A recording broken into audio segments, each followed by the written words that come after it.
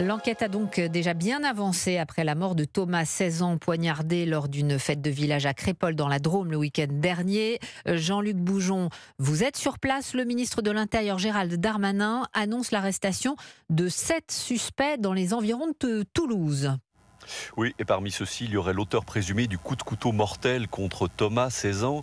Les 7 jeunes gens ont effectivement été interpellés à Toulouse, au sud-ouest de la ville, alors qu'ils s'apprêtaient à prendre la fuite en direction de l'Espagne.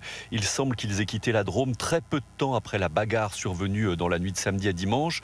Et tout à l'heure, c'est devant une résidence qu'ils ont été interpellés, peut-être après avoir séjourné dans un hôtel dans lequel ils auraient oublié des documents, notamment une carte de bus. C'est cela qui aurait permis de les identifier formellement.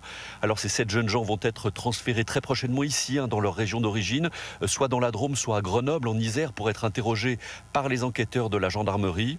En tout cas, cette interpellation rapide est une satisfaction et un soulagement pour les habitants de Crépol, parmi lesquels Josette, une des organisatrices du bal de samedi.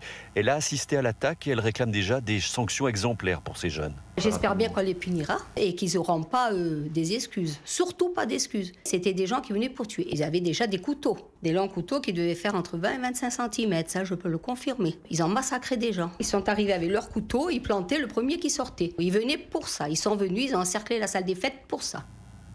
Voilà, Josette qui sera présente demain aux côtés de la famille de Thomas à la marche blanche qui aura lieu en début d'après-midi à Romans-sur-Isère. Jean-Luc Boujon, on vous retrouve juste après ce journal pour écouter dans son intégralité le témoignage de Josette, un document Europe 1.